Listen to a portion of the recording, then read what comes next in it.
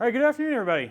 I'm Dan Helton, and I'm here to talk about from scans to simulated attacks on my very yellow-tinted screen. Which offensive security services are right for your organization? So just a little bit about myself. I live right across the river, up in the Knobs, those big hills you see over there in that alien territory of Indiana. Can everybody hear me okay? Yep. All right. Yeah, the folks that know me sit in the back because they know that my voice is going to project. I am currently the Director of Offensive Security at CyberOne. We're a small cybersecurity services firm. They're based out of Texas. I'm one of the few people here in the Midwest representing. I've got about 10 plus years of experience in the pen testing and red teaming arena. Got more than that in just InfoSec generally. About 7 plus of my years are in the consulting business. And what this talk is about is this is really geared towards IT decision makers. If you are just an engineer or a hacker or something, you're welcome to stay, but you might find the topic a little bit dry. This is the last text, slide of text you will see. The rest is just crappy memes to try to keep your attention while I talk. So I'm going to go over kind of the different types of offensive security services, not just pen testing. There is kind of a plethora of different things, and they are distinct. Why you may need them, for good or ill, what kinds your org might need, and then who should you be looking to get these services from or to perform them. So first we'll start off with the different types. The first and the easiest is vulnerability assessments, and this is kind of, as a pen tester, we rag on vulnerability assessments. It's like baby's first, offensive security assessment, but it's valuable. It has its place. Really what you're doing there with a vulnerability assessment is you're generally using a tool. There's tons of them out there, right? There's Nessus, Qualys, Rapid7, Run Zero. There's a billion others now. There's AI ones. Basically what they do is you turn them loose against an application or a network. They just scan everything. And generally what they're doing is they're just checking things like version strings, grabbing headers, grabbing banners, and saying, okay, it's this version of Apache, that version of Apache is vulnerable to these CVEs. It's vulnerable, go fix it. They're not generally validating. Sometimes they do. Nessus has certain plugins that they will actually validate the finding by sending a proof of concept packet.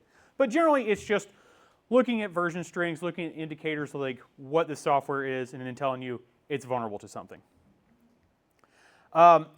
It's not a pen test. It's kind of the first step before you get to pen testing. But it's necessary for your cybersecurity hygiene. It's something that I think every single org should be doing, and you should be doing it on a regular basis. Whether you contract a third party or whether you buy one of these products yourself and do it in-house, you should be doing this regularly. I can't tell you how many times I've been on pen tests that should have been vulnerability assessments, because we get in there and all we see is just outdated crap, and we spend all our time writing a report about how every version of Apache is out of date, every version of Windows in here is out of date and vulnerable to something, every version of ESX or vSphere or whatever is out there is 5 years old and has a bunch of CVEs against it and a bunch of active exploits. So it is something that's valuable, even though pen testers kind of rag on it like it's it's not the cool stuff. It's very, very useful. It has its place. You aren't trying to catch the lowest hanging fruit this way before somebody else does. Now, more traditional pen testing. This is really the arena I come out of. This is the world that I live in. And what you're doing here is you're progressing from just kind of the automated scanning to now you're actually manually validating. A lot of times you're going to go into an environment and use a tool. You might be using things like Nmap or Nuclei. You may be using Nessus or those things too and build off of it. And you're saying, okay, it says it's vulnerable to this, but is it really? Let me go validate. Let me try a proof of concept against it. You're also looking at different things like misconfigurations that a vulnerability scanner maybe isn't going to find.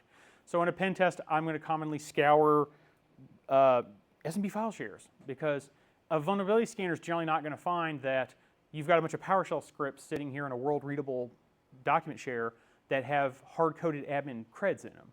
That's something a pen tester is going to find, and he's going to go nuts. He's going to tear apart your Active Directory environment with that kind of information. Pen testing, there's a big plethora of what we do in pen testing. The most common ones that you as a consumer are probably buying is you're probably looking at network pen tests, and you're looking at application, most commonly web application pen tests. And they're under the same umbrella, but they are kind of different. A network pen test really is kind of coming with an attacker mindset. It's like, okay, I'm in this environment. What are all the things I can touch? What things can I break into? What things can I use to chain together to get to different things? It's different than red teaming, which we'll talk about, because everybody knows you're there. It's a controlled exercise. You're not testing out, the defenses really. Maybe you kind of are. We often do, work with the client, and they say, hey, we did detect this, and they make sure it's us, and they make sure it's not a real incident. But generally, everybody knows you're there. It's not to kick the tires on the EDR product. It's to find all the stuff in the environment that's vulnerable and to see like what could an attacker do if they were in here and chaining stuff together.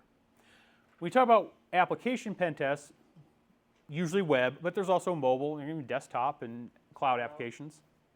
Those kind of pen tests are different because they're much more gray or white box. The idea there is you should have credentials to log into the thing. You should have multiple different types. If the application has different levels of roles, like a normal user role and then like an admin role, or a read-only role, you should have accounts for all of those.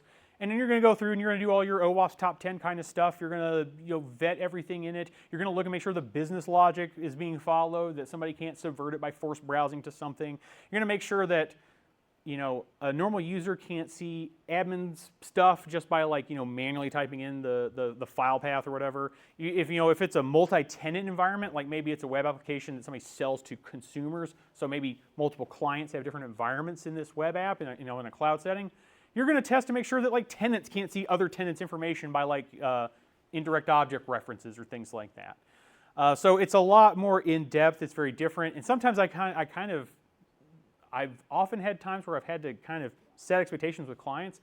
They've come to me and said they want their web app tested, and I go into all this stuff, and they're like, no, I just want to know what a hacker could do from the outside black box with no access. I'm like, okay, well, what you really want is more like a network pen test. And so I just kind of have to shift gears because it's a bit of a different kind of assessment. So those are all things to keep in mind.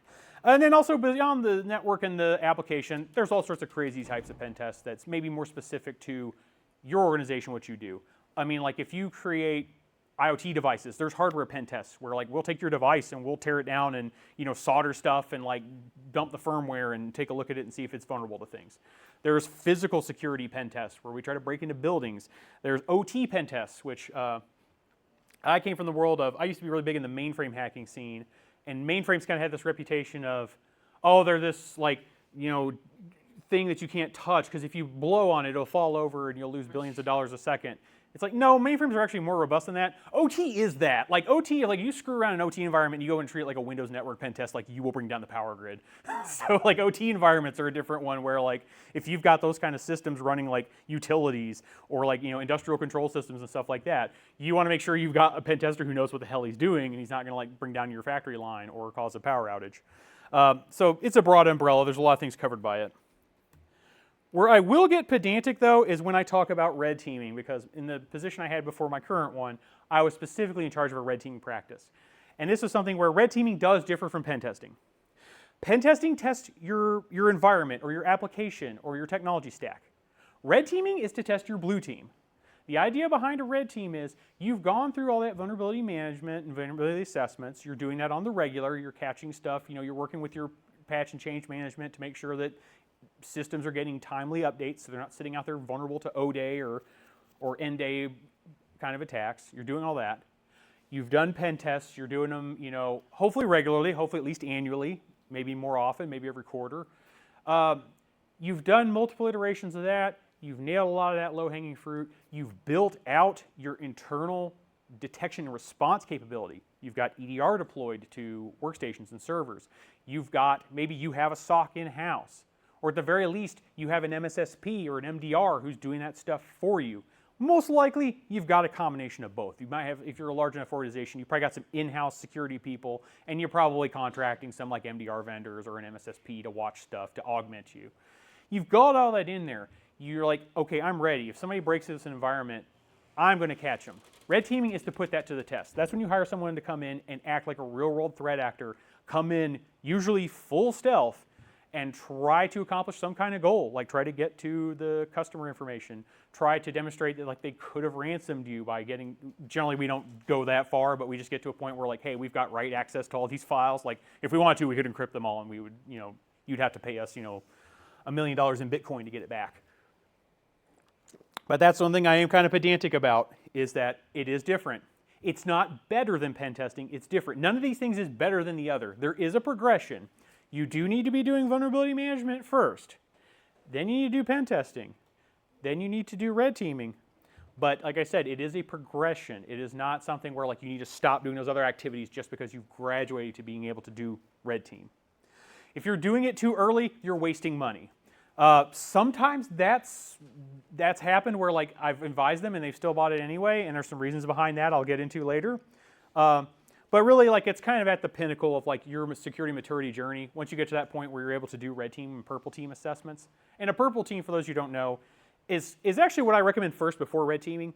A purple team is where generally what we do is we sit down with your blue team, with your SOC folks, and we go through attacker exercises in real time for them to witness. So we like, okay, we're on the box. We did this to escalate privileges on the box and get local admin.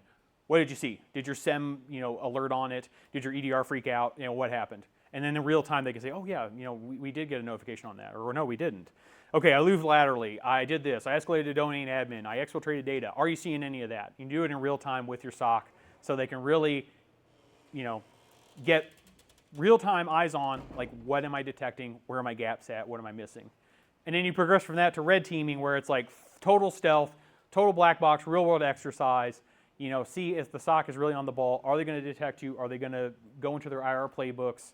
Are they going to like successfully detect you, catch you, contain you, and minimize the damage done?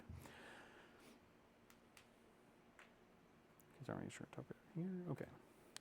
And there are many reasons why organizations buy offensive security services, or why they need them, or why they think they need them. And I'll talk about a little bit of those. A very common one is that someone is making you get a pen test. Very commonly, it's compliance. You might handle payment card data, so you are subject to PCI. You have to get pen tests of your PCI environment in order to stay compliant. We see a ton, at least in my organization, in my org, we see a ton of folks coming to get pen tests to satisfy SOC 2. SOC 2, HIPAA, ISO 27001, a lot of those, they don't necessarily require you to get a pen test, but if you're getting pen testing, it goes a long way towards demonstrating to your auditor that you're meeting the requirements of that compliance framework. So a lot of people are doing it for their networks and web apps and different things. If you work with the federal government, there's also FedRAMP, where like if you're providing services to the federal government, you have to go through FedRAMP pen tests in order to like prove that you're not going to like become, I don't know, like the next RSA and give Chinese hackers a backdoor into U.S. government systems. You might have cyber insurance, and cyber insurance often is going to require you to get pen tests done to prove that like you're not a total jackass and a liability and going to cost them millions of dollars in claims. Another big reason is kind of on the making people do it is due diligence. You may have a vendor you work with, you may have a customer that requires it. Say, hey, we're not going to do business with you unless you show us that you're doing pen tests on a regular basis, because we want to know that our data is safe with you. It's a common reason. Just doing it for compliance is not the best reason. And honestly, those can be painful clients when it's very clear that they don't really care about security. They just want to keep the auditor off their back, or they just want to check the box. It's very frustrating to deal with. Don't be that person. Care about security. Do it as best you can to make your management care about security, because that's like the best reason why you should be doing this. Don't just be a check the box guy. You're not doing yourself any favors. You're just basically begging to, fall on the bad side of a hacker one day and pay the price.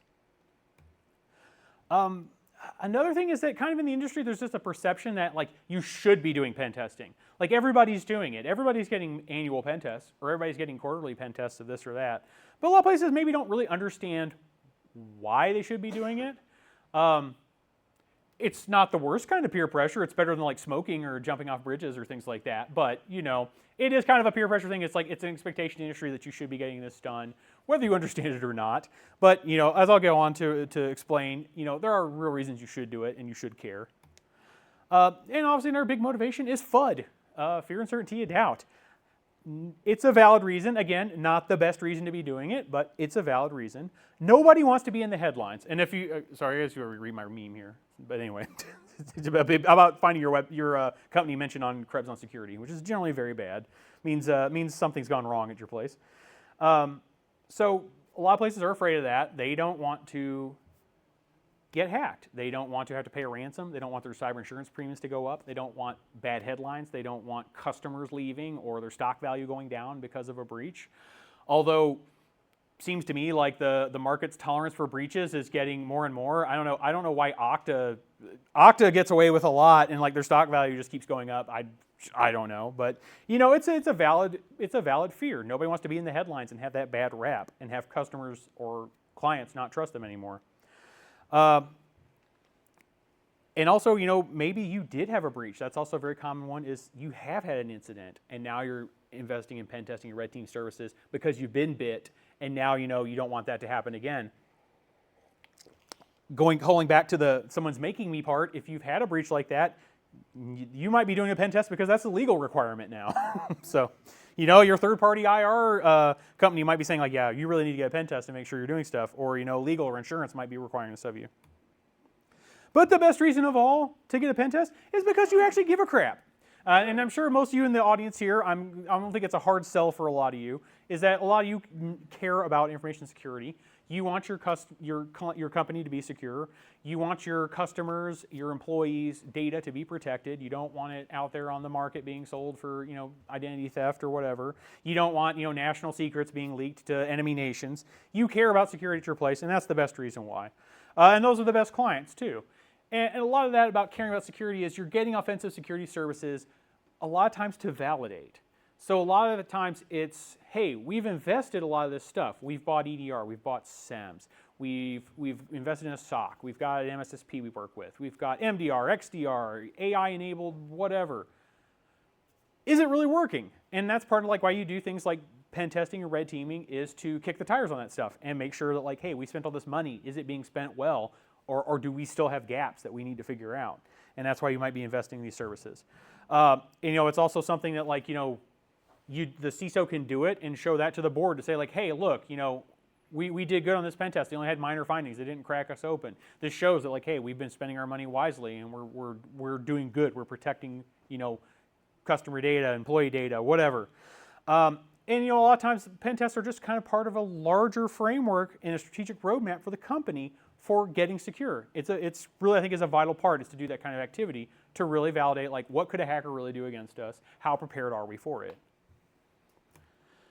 So I mentioned those products and all the different motivations, but which one do you need?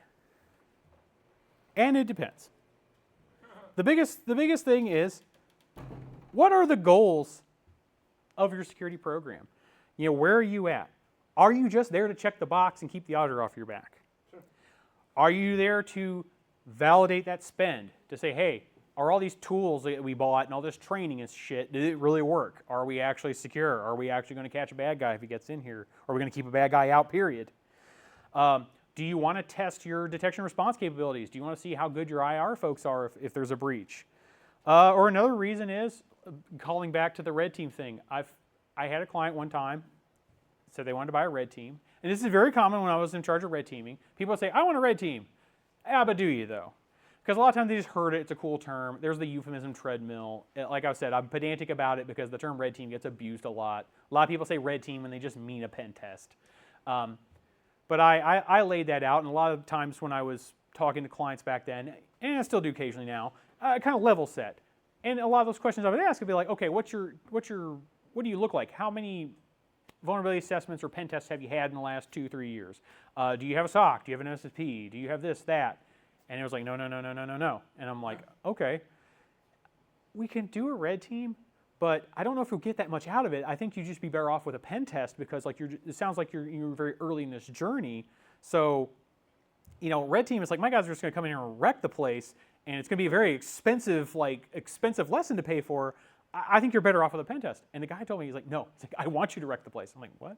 He's like, I've been trying to get my board to give me money to build the security program forever, and they just won't. They're just tight-fisted about it. I said, I finally got some budget for an assessment. I want you to come here and just tear this place to the freaking ground so I can scare the crap out of them so that they'll invest in a freaking security program next year. I'm like, okay, done. So we had a great time. It was really fun, really easy. But that happens sometimes, and I'm happy to be that partner for you if you need that. If you need me to scare the crap out of your CIO and your CEO and CFO and all those people, I'm very happy for me and my testers to come do that for you. Yeah. So think about that. Well, what are the goals of your security program, and what's going to best support that? And then also, I always say, the best thing is look at threat modeling and say, what is my real threat model here? What do I need to be scared of? Am I a likely target for a nation state level APT, like the scariest bad guys? you can ask yourself those questions. Like, do I deal in, are we a government contractor? Do I work for the federal government, period? Like, am I a government entity? Am I a utility? My audience, that sort of questions. Yeah, exactly. It's like, go through your basic, your defaults, and configure it to fit your needs. yes, it's important to think about what's the most likely threat actor I'm going to face. So at the top level, it's like APTs. It's like, like Russia, China, those kind of people. Like, am I that close to any kind of vital service that someone like that would try to attack me? And like I said, it might necessarily not be a government contractor or the government. You could be a utility, because obviously they, in a wartime scenario, they would want to hack in and bust, tear down the grid in order to, have like a first strike capability against you or whatever. So think about that. It's actually, you might have to even be careful about who you do business with, because I guess now, as just kind of the Darwinian ratchet has turned, and obviously federal government systems are very hardened. Defense contractors have gotten really hardened over the last couple decades. Now I've heard stories that like Russian and Chinese APTs are going like third and fourth orders out. Like, they're hacking the law firm that like reviews the contracts that like Raytheon signs with the U.S. government, because like that's the weak link. It's like, oh, I can hack the law firm that reviews the contract. I can get in there, and then I can use that to pivot into some other environment and get to the defense data or whatever. So like, even be thinking out like that far.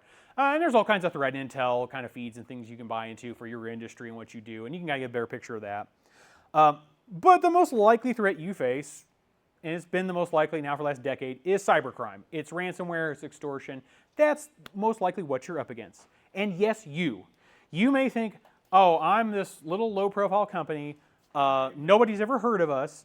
Why would anyone try to hack us? And it's like, it's not about you. It's just that like you just happen to be the vulnerable thing they find on Shodan that week or whatever. Or you just happen to have the right or the wrong Fortinet freaking like edge network device that's hackable this week, and they just happened to find you. And they got in and said, oh, lots of files here. Okay, ransom it. You know what they do now? Actually, what they do now is, even if they never heard of you, they go look you up. They go look you up on Crunchbase and see what your market cap is, and then they like price their ransom accordingly. They're like, oh, this is like a little like rinky-dink ass company. They may only have like $4 million in revenue a year. Okay, we'll just charge them like $500,000 for the ransom. We're like, oh no, this is a Fortune 100. Oh, I'm going to ask for like freaking 10 million or whatever. It doesn't matter what size, what you make. You can do it just to do it.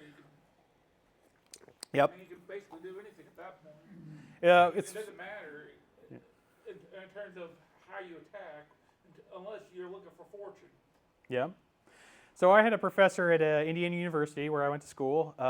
I came out of school right before cybersecurity degree programs were a thing, but that's always what I wanted to do when I first heard of this field. So I kind of had to roll my own, and there was one teacher at the business school, Dwight Worker, professor emeritus now, he's retired, but he had a great saying that always stuck with me. He always talked about the law of the jungle.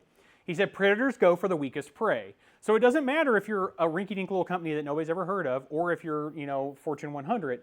That doesn't matter. It's the fact that like you're the one that's vulnerable and you're the one they found. So they're going to hack you just because. It's like whether they think they can get a ransom out of you, or whether it's just like skiddies who are just like having fun and just think it's cool to like break in a place and RMRF all the Linux boxes. If you're the weak, you don't have to be the fastest gazelle. You just have to not be the slowest gazelle, right? Or else the freaking lions get you. So that's the thing. It's like the predators go for the weakest prey. So part of, and that's what we talk about when we talk about risk and analyzing it, and we talk about layers of defense, and that's all part of it, is making yourself an unattractive target because you're too difficult to hack, because somebody over there is easier. That's what you want to be at the end of the day, is you want to be a hard target. You don't want to be a soft target that they're going to want to come after. So think about that threat model and understand, based off what you do, the industry you're in, the geography you're in, the nation you operate in, the kind of client base you have, the kind of customers you have. Think about all those things about what your threat model is. What's the most likely? How much money you got? Yeah. What's the most likely threat actor that's going to come after you? Is it Scattered Spider that's going to call up your help desk and get password resets? Is it you just want to be in the middle. You don't want your name in the headlines, but at the same time, you don't want to be some weak little company who only has Windows Defender. Exactly. Yeah. I mean, is it Skiddies? Is it Cozy Bear? Who's most likely to come after you? And probably like the most important thing is, how mature is your security program? Like I was talking about there, are you just starting out? If you are, then vulnerability assessments is what you need to start with. Go through some iterations of that, hire someone or buy the tools yourself, do those, and take out that low-hanging fruit. progress up to penetration testing and really kick the tires. And once you've built up that program more and you've done several iterations of that and you've got, a SOC capability, start looking at the more of the purple and red teaming services, because you're going to get more out of it at that point once you've built up your maturity. I'm sorry, I forgot to activate the GIF there. There you go. And like I mentioned, they each serve a different purpose. Vulnerability assessments, pen tests, and red teams. They're things that you should aspire to get to the point that you're doing all three. Because obviously, at the end, your end goal is to mature your security and be as strengthened and fortified as you can be against attackers, and be in the best position to protect your customers' data. And if, God forbid, you do have a breach, be in the best position to take that breach life cycle down to the shortest possible, kick them out, minimize the loss, minimize the damage, minimize the recovery time you're going to have, and protect your brand, protect your company, protect your data. So each of these things serves a different purpose. And I had an account manager I used to work with. She had a great analogy. She said, it's like math. You can think of red teaming as like trigonometry. Okay, you're good enough you can do trigonometry now. That doesn't mean you stopped having to know how to do addition and subtraction. It's like they're all valuable. They all build on each other. Like I said, one's not better than the other. They serve different purposes. It's just that there are certain things you're going to have to progress to. You can't just start off with red teaming. But just because you're doing red teams now and all that cool fancy hacker stuff doesn't mean you need to stop your vulnerability management program and throw it in the trash. You still need to be doing all that stuff too. It's a solid foundation. Exactly.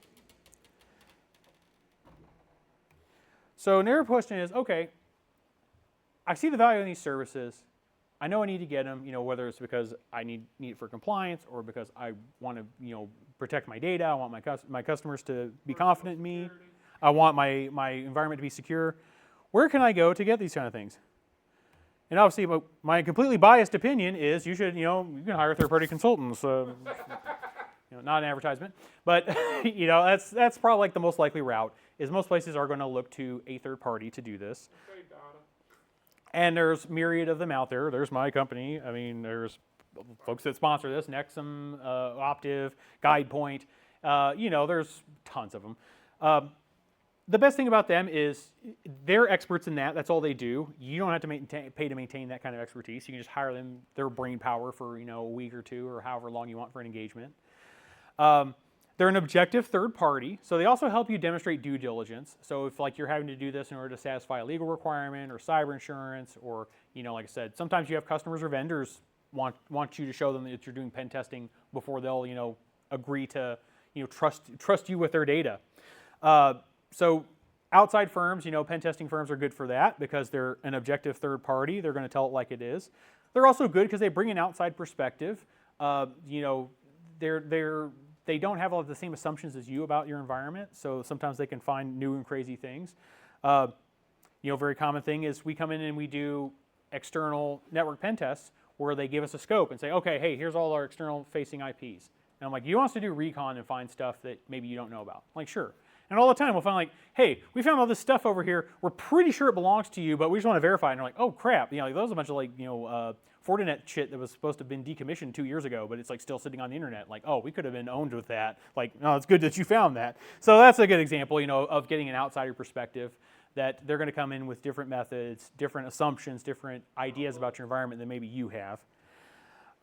And also a best practice is rotate your vendors regularly.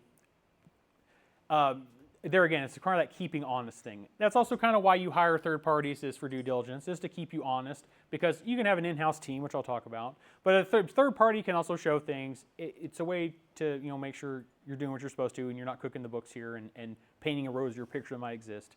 But rotate your vendors too, because I don't know, can I tell you how many times I've come in behind other vendors and I've seen the reports the other vendor had, and it was oh my God, they were actually paying for this crap. I had a big financial client one time that engaged us for red teams. And tale as old as time, I come in, they say, oh yeah, we've done red teams in the past. We've got all this stuff, we're ready for it. Yeah, we've had this vendor that did red teams for us for 5 years, and we're great at it. We catch them every time. I go in there and my guys get DA like the second day of the assessment, like just wreck the place. No, and like absolutely like ghosts, never detected. And then it's like, I knew it was bad when they said, oh, hey, would you mind, don't run Nessus during business hours. If you're gonna do that, run it after hours. I'm like, this is a red team assessment. I'm not running Nessus. Like, I had to like stifle myself. Like, I didn't say this to Clive, but I'm like, what kind of crap have you been buying? Like, somebody sold you a red team and they're running like the loudest security scanner on earth. So, yeah, needless to say, we got in there, we wrecked them. They loved us. They were over the moon, signed a big deal with us. But that just kind of demonstrated the importance of rotate your vendors, because they had been using the same vendor for like 5+ years, and they were just being sold crap. And they didn't know until they finally, like, one of our account managers got in there and convinced them to switch, and they saw what they were missing out on, that they'd just been paying for garbage for all these years. So for you, that's always my advice to you. Rotate your vendors. You know, whether you do it every year, you use a different person, or you stick with the same person for 2 or 3 and then rotate. Do that. That keeps everybody honest. It keeps you from getting ripped off. Also take in mind, though, with pen tests like this, they are point-in-time assessments. That's also why I stress why you should be doing them on a recurring basis. You know, annual at the minimum. Depending on your environment, how big it is, you may want to consider semi-annually, quarterly, just because, like I said, they're point in time. They're only going to find what's vulnerable that week, that month that they're in the environment, and you don't know what else is going on. That's part of why you do all these things continuously as a cycle. Any other option to expensive third-party consultants is, you know, you can create your own pen test team in-house. And if you're big enough, it's definitely something you should look at. But also, if you're a smaller firm and you don't have the budget to have a full-time pen tester, pen testers, or red teamers on staff, it's also something you can do in-house with your folks you have. You can kind of do a double duty thing. If you've got threat hunters or you got like IR engineers and stuff like that, a lot of times they love doing this stuff. They're really cool about it. Like, they play Hack the Box on their free time, or they've got out and gotten certifications like OSCP, and they want to get into this stuff. And if you tell them, like, hey, you know, like this week, how about you do a pen test this network environment? They're probably going to be like freaking ecstatic to be able to do that. So that's the thing to think of. You don't always have to hire a full-time team that does nothing but that. You can kind of take some of your security folks who might have the know-how and engage them in doing it too. One of the advantages there is they already know your environment. They know it intimately. So, you know, whereas the third-party consultants are kind of bringing the outsider perspective, in this one you've got the insider perspective. So you can kind of go for more of the malicious insider kind of stuff.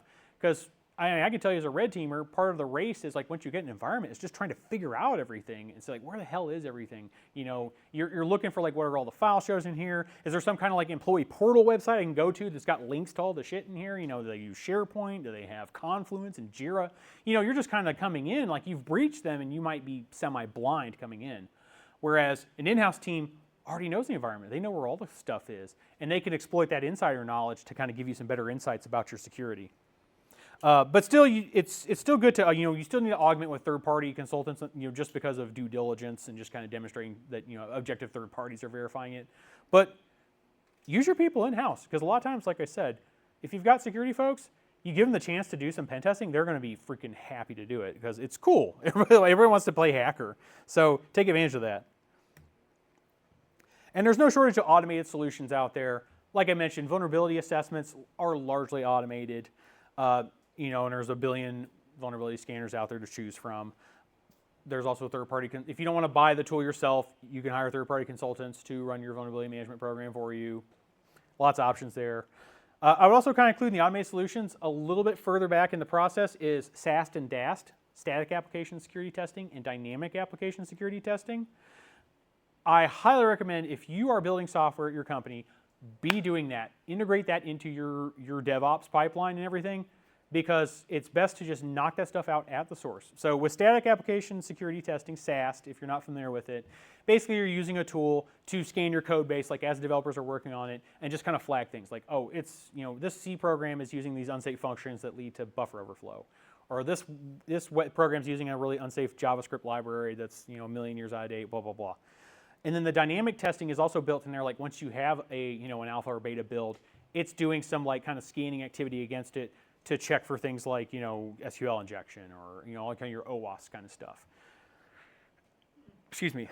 And then it kind of knocks out a lot of the easy low-hanging fruit, so that then when you go on to actual application pen testing, the pen tester can just focus on the stuff that a human is good at, like analyzing business logic flows or checking authorization boundaries, kind of stuff a machine isn't. A machine's going to be really good at fuzzing and caching things like, oh, if I throw these weird junk characters into this field, I'll get cross-site scripting.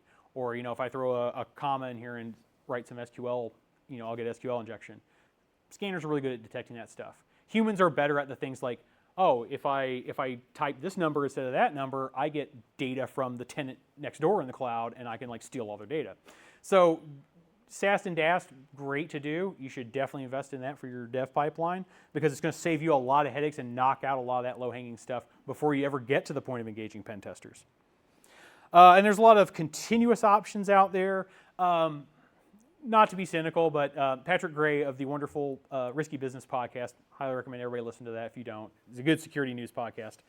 He said it best. He said every 5 years they reinvent scanning and they call it something different, and that's really what it feels like. Because you have continuous automated pen testing, continuous automated red teaming, breach and attack simulation, attack surface management. A lot of them are just that. They're just like scans as a service. It's like you buy this and they just scan your environment every day, every month, whatever, and give you fancy reports. I know I sound cynical, but it's a good thing. It's good to be doing, especially on your external attack surface, if you want somebody like that constantly monitoring it. Because what they're basically simulating is what a lot of threat actors do. Threat actor has a hot new vulnerability. They're just going to look on Shodan or scan the whole internet looking for vulnerable instances to go throw it at and then see if they can get anything. And a lot of these continuous automated pen test products are doing a lot of that. There's a lot of scanning. Sometimes it's augmented with people. Like the tool will find something and then a human will follow up. And they're good. They have their place. Just read the fine print on a lot of those and make sure that I would definitely go for the things that get some human validation. Don't trust the totally automated or AI things. Go for the ones that actually have humans behind the scenes, checking stuff and making sure it's really isn't a false positive or false negative, and actually validating it. But it's really good for your external attack surface. I do recommend those kind of solutions. Pen testing as a service is another word you're going to see a lot of. I've seen a lot more of it pushed out there in the industry. Kind of late because I feel like the as a service thing kind of had its time 5 years ago, but so I don't know. Pen testers are just catching up to it, I guess. A lot of these I've seen. There's some specialized ones like Cobalt, Sprocket. They're ones that do a lot of these kind of things. A lot of bug bounty firms have gotten into this, like HackerOne and BugCrowd and various ones now offer their own pen testing as a service. And what this usually means is rather than having that pen test where you have a kickoff call, you talk to the pen testers, they do all their stuff over the course of a week, 2 weeks, month, whatever, how long, and then they write a fancy PDF report for you. Generally, this is more kind of on demand, you just log in and say, hey, I want a pen test on this date, here's the scope. They kind of do it, they log their findings in a kind of a dashboard. It might be PlexTrack, or it might be some other kind of fancy reporting dashboard that you can just log in and find the findings. You don't necessarily have to have the big readout and fancy report at the end. It's just a little bit more, like I said, kind of as a service on demand, a little quicker turnaround. Word to the wise though, these can be good or bad. They're definitely good, especially you're trying to do this stuff on the cheap. I think it's a great way, but just be careful because a lot of times these platforms are crowdsourced. What they're doing is a lot of times they're recruiting folks who are good bug bounty hunters and getting them into these pen tests. So it's kind of more steady money. It's and they like to do it because it's okay, well, I get paid hourly. I put in 40 hours on this thing or whatever this week. And it's not like bug bounty hunting where if I don't find anything, I don't get paid. I'm guaranteed a paycheck at the end of this. It's just like being a pen tester. But just take in mind that some of those programs are run better than others. So sometimes it's just total grab ass. They just throw 4 guys on it and say, go nuts, and there's no coordination and no leadership. Other times it's run more professionally. Sometimes you're just getting really cheap, low-skill overseas resources that are just doing this, and again, it's a way to drive down the price. So just always remember, you get what you pay for. So if this continuous pen testing or pen testing service firm is quoting you way cheaper than everybody else, there's probably some reasons why it's way cheaper than everybody else. So just take that in mind. And then, of course, I have to address the freaking bubble du jour, which is AI. Because everybody's throwing AI. Cybersecurity's on the AI hype train like no other. I don't have to tell all you. I know you are raging at all the shit you have to deal with every day. That's, it's everything from Salesforce to Google is AI enabled now. There has been some impressive stuff being done with that. Horizon 3 is a great company that's been doing some cool things around pen testing as a service and continuous testing. Crossbow or Xbow is how it's styled, but Crossbow is how you pronounce it. That's a company that has like a bug bounty API system, and like I guess they're at the top of the charts right now on like Bugcrowd and HackerOne and stuff. There's been some like debate within the industry about like, okay, how good is this thing really, or is it really just kind of parroting stuff and catching kind of low severity? I won't get into that. I will say, you know, AI is one of those things where it's like, it's a great tool. I personally think it's a bubble. I think it's way overhyped. It doesn't mean I think it's going to go away. It's just like the dot-com bubble, right? The dot-com bubble was way overpriced. We didn't stop using the internet because the dot-com bubble popped. AI is going to stay around, but it's a great labor-saving device, but it doesn't replace humans that well, and that's like the big, you know, the big false promise of a lot of this is people think, oh, I can buy this AI tool and then I can just lay my pen testers off. I can just have the AI do it. Like, no, like it's going to do a shit job if you do that. It still requires humans. It just helps, you know, augment them. So again, with the AI stuff, it's just kind of caveat emptor. You know, be careful, do your research, talk to peer organizations, be cautious about the claims a lot of these people make. You know, yeah. Proof's in the pudding. So yeah, just it's like a lot of things in IT right now. Just be mindful of the hype before you think about buying some of these products or services. But don't go all in with it. Yep. So lastly, I want to say this isn't exactly in this window, but I always encourage places think about having a bug bounty program, especially if you are more high profile or out there in the internet, or you have a lot of services out there, like you have like a big like e-commerce website or things like that. Think about having a bug bounty program, just because it's good. It's you're basically getting folks are coming to you with the stuff rather than you having to order the pen test. They're bringing some of that stuff to you. Now there's all kinds of like perverse incentives and stuff, and there's a lot of signal to noise you have to deal with. That's why, like, if you're a small firm or a very big firm that can afford to build a program, you might want to do it yourself. If you're kind of in that sweet spot in the middle, there's tons of firms that'll do it for you, like Bugcrowd and HackerOne. They'll run those programs for you, and they'll deal with all the submissions and stuff like that. I mean, really super large companies might run it themselves, like, I think like Apple and Amazon run their own bug bounty, but one's a little further down the chain, like PayPal. PayPal still has bug bounty programs it runs through like other third parties, just because like they don't want to deal with it. So it's like they hire someone else to read all the reports and like figure out, okay, is this really a vulnerability, or is this just some idiot trying to like make a quick cash grab? Because there is a lot of signal to noise. People just submit crap. They'll just claim like, oh yeah, this is a vulnerability, and then they won't have any documentation where they're like, oh, this is a vulnerability, give me $10,000, and it's like, no, like you got to demonstrate something. For us on the security side, it's also frustrating because a lot of times we also do like legitimately find stuff, and then customers will try to pull the like, oh, well, that's not a bug, that's a feature, or some crap like that, or they'll try to downgrade it and like stiff you on the bounty, things like that. But overall, it's a good thing. It helps because it's basically like a tip line that if somebody finds something, they can report to you. Now you don't have to do cash payouts. Honestly, there's places that don't. They just send swag or whatever. But foster that community with this, foster that goodwill with the security research community. It'll do you good. I mean, I had one recently where we had an older C2 framework that like the guy who wrote it like left years ago, but it was on GitHub and hadn't been maintained for years. But the guy said, hey, I found something where there's a cross-site scripting in like the UI, and I was going to submit that for a CVE, and I'm like, oh, that's awesome, man. It's like, hey, full disclosure, the dude that wrote this left like 4 years ago. It's not getting patched. But how about this? You do your write-up. I'm going to put in the GitHub, like, this is deprecated. It has a known vulnerability. This is the CVE for it, and and I'm going to link to your write-up. But I'm basically going to say, like, use it at your own risk because we're not going to fix it. But like, I'm going to give you all your flowers and help you get your CV and get your reputation. And I said, hey, I can't offer you a cash payout, but like, hey, we can send you some swag. Like, we have some nice like windbreakers or like coffee mugs or something. He didn't even want it. He's like, no, it's fine. He's like, I'm just going to submit this. But foster that goodwill with the hacker community, because then they'll be more inclined to help you out rather than just like drop O-Day on you. Because like if you just, I mean, there was like a couple years ago there was a disgruntled Microsoft engineer who like she was just tired of their stuff, and so I knew I should have looked this up before I came on because I can't remember her name or what her handle was. But like I think she was kind of like having like a personal mental health crisis, because she really just like just went went out and just dropped like all this OD on Microsoft because she was just so tired of dealing with them. And I may or may not have dealt with certain large, like Magnificent Seven style companies in previous jobs, and have dealt directly with that, where it's like we find something very clearly a vulnerability, and they do it's a feature, not a bug.